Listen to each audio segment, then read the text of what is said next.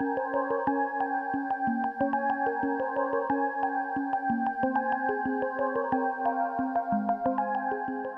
you grow up, what do you want to be?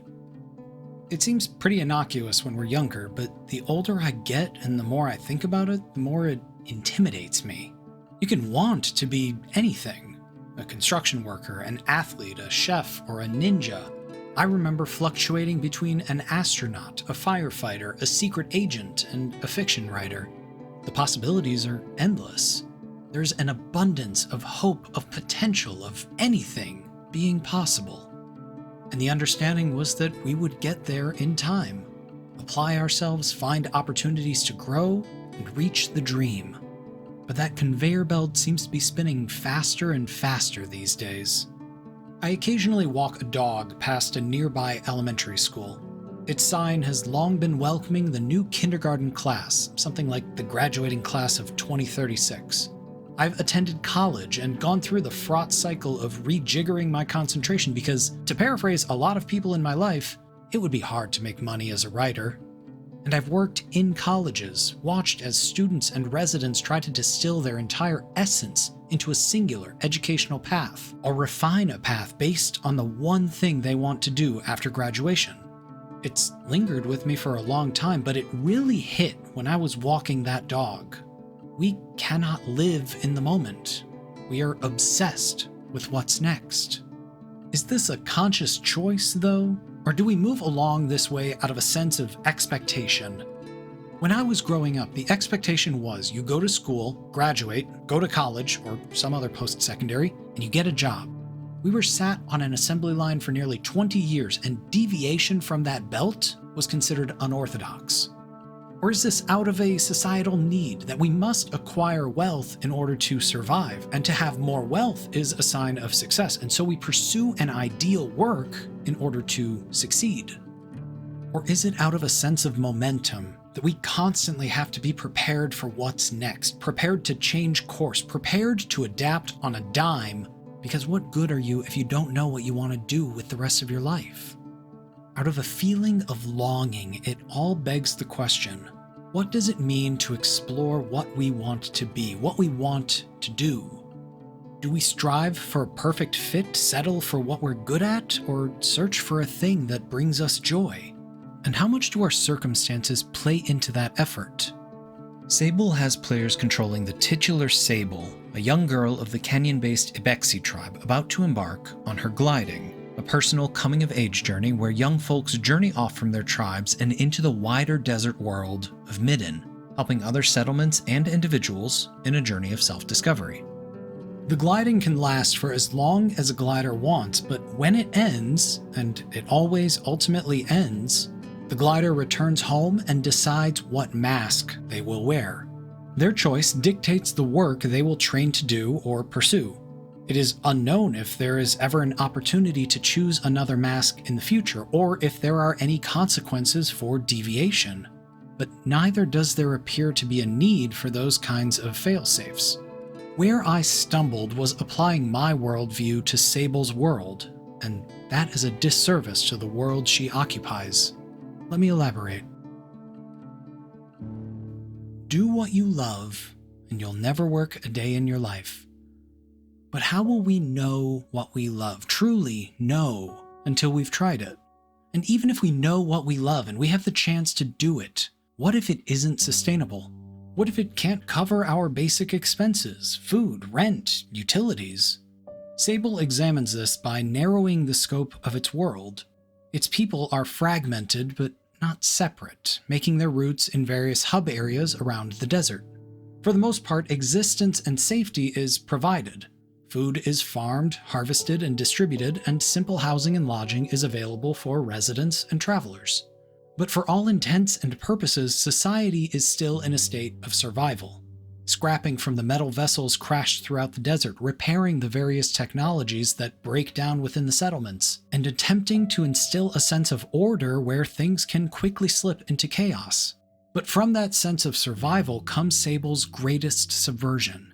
The work you believe in, that you choose to do, has an immediate impact in the world. Scrappers collect the metal to be refined into new functional items. Machinists keep the machines around the settlements functioning, permitting travel, communication, and comfort.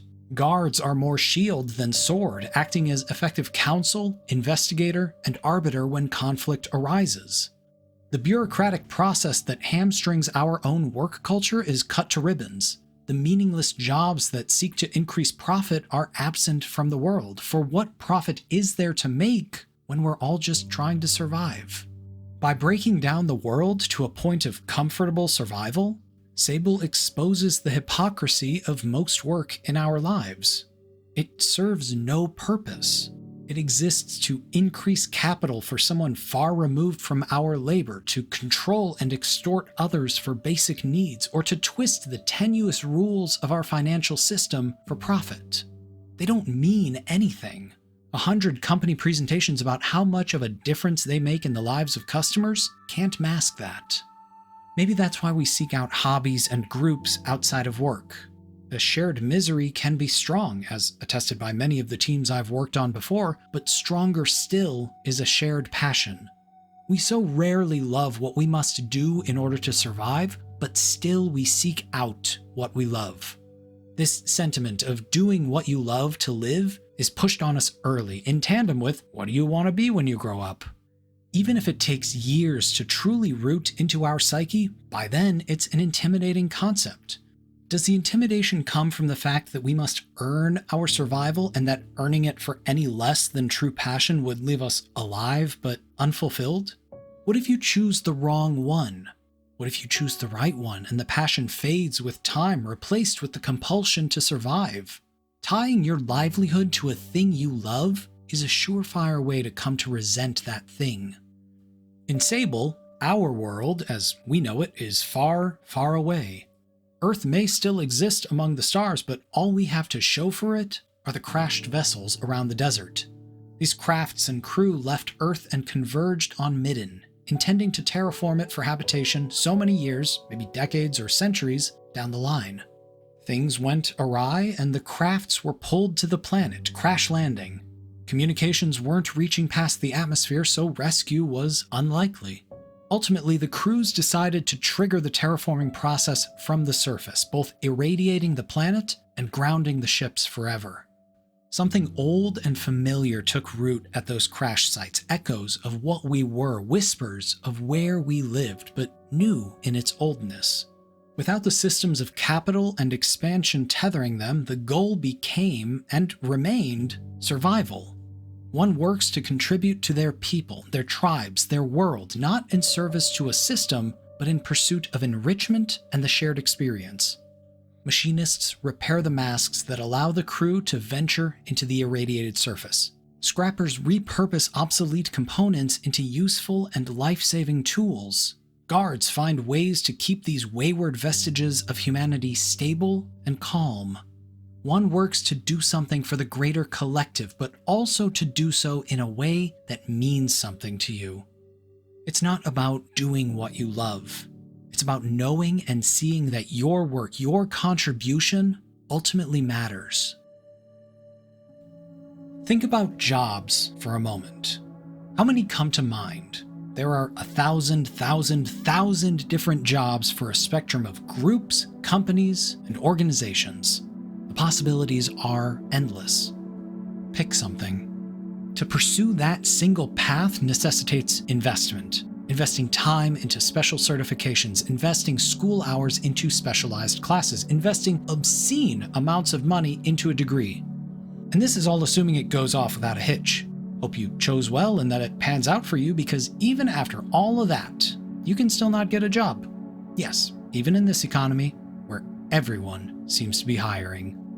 How much pressure does it put on a person to try and figure out their entire life's trajectory while they're still coming to terms with who they are? There is conflict and comfort in being told what to do, in knowing what your place is. We hate being told what to do, where to fit in, but if there is no other path, we settle into it. The alternative, of course, is the nebulous uncertainty of choosing, or being able to choose, for yourself. What if you choose wrong? What if you can't afford it? What if it's too much, financially or emotionally, and you've spent money, time, resources pushing against a wall set up against you? Is it worth being the one responsible for that final call for your ultimate vocational destiny, knowing what's at stake? It is an overwhelming prospect. There's this looming finality of you must decide what you will be reverberating throughout our childhood, our adolescence, our adulthood. Do we not buy ourselves more time, forestall that finality in our own lives? We stay in places and modes of enrichment, seeking education and knowledge while sidestepping the endpoint of all we've acquired. Sable gives a sense of comfort in the face of something so grand and vast. The ability to make mistakes. You are safe to trip on the path you're on because this is how you'll learn. You will climb, overexert yourself, and fall, but you are safe to fall because now you know your limits. This is the entire purpose of the gliding, for you to learn about you, not through tests and aptitudes, but through action and experience, to focus the nebulous into something more concrete, to know what you're committing to in the truest sense before you commit to it, and still having the freedom to change your trajectory. In a person's gliding, they are free to go where the winds or their whims take them, to scale peaks, to connect with people, to explore ruins or snatch beetles, all in search of what they want to do and who they want to be. Nothing is so dangerous as to harm them. They have the means of travel, and even a great fall can be mitigated with the deployment of a safety bubble. When they have seen enough of that world, gliders return from whence they came, return their safety nets and hoverbike, and make their decision. How wonderful it is to experience that safety. How scary it is to give it up in the end. When we're younger, we're told to chase our dreams, shoot for the moon, that we can be anything we set our minds to. But maybe we don't have access to ideal K-12 education, or we can't afford to go to college or university. There are any number of circumstances that prevent people, in this sense, from being able to chase their dream. In a system such as ours in America, it is seemingly designed to prevent people from being able to pull themselves out of generational trenches. The cost of living, the accessibility problems of insurance and healthcare, targeted law enforcement violence, all designed to keep folks where they belong, no matter what they are capable of or what they want out of their life. In our world, people must contend with what they have access to and what they don't. People with amazing amounts of potential are kneecapped by financial constraints, geographic accessibility, familial needs, while others are given opportunities out of a sense of obligation or nepotism, or because they can simply buy opportunity. The ability to pave your own path is often a deciding factor in pursuing what you want with your life. Sable has very little hierarchy in terms of wielding power. There are tribe elders, mask casters, and merchant guild leaders, but their power is insular and concentrated at best. In Midden, it is more the individual that wields the most power because everyone is a functioning gear in the tribes or the settlements or the city's machinery. If you remove one element, the whole thing threatens to shut down. Without linchpin leadership and hierarchies, the dynamic becomes more equitable. In this equitable system, everyone goes on their gliding, using components from a previous glider's toolkit, and sees what the world has to offer and what they have to offer the world. There are no paths to walk, just open sands. In a way, that's the most equitable system of all. Without paths to be confined to, we can change our trajectory easily and seamlessly, transferring our generalized experience into something new. But with all of this potential in both our worlds, we have to contend with the question that's been floating over us. Is this for fulfillment or payment? Growth or survival? Is the decision what ultimately defines us, or the journey or journeys leading to that decision? Are we defined by what society dictates is important, or what we deem fundamental for ourselves? We need to ask ourselves, what does it mean to succeed? Is it in giving oneself in service to others, in seeking comfort and being a foundation in a variable world, in finding adventure amidst the routine, in filling in the gaps of our knowledge and awareness for the betterment of everyone? As long as our efforts don't hurt others, does success have to mean anything or have some kind of immediate effect for it to matter to us? Is contribution the same as success? Maybe someday we'll have the chance to explore everything we could want to do before settling, instead of feeling trapped in something we felt relegated to or that we needed in order to survive. The initial question needs to be reframed because we need to recognize our current system fails to permit all people to pursue what gives them purpose. Most of us have to pursue what allows us to survive. But every new generation bears witness to deeper and deeper cracks in the cliff face, and soon it will be unsustainable. We will all have a choice when it all comes crashing down. Do we rebuild from the plans and schematics of what was? Or do we build something new from the debris and scrap, humbler than what we know now, but perhaps more fulfilling? Less human machinery and more intentional in connecting with ourselves and others. Less in service to a faceless them, production, and profit, and more in pursuit of what makes us truly human at the end of all things: passion, principle, and people. Don't ask what you want to be when you grow up. Instead, ask, when you grow up, what do you want to see?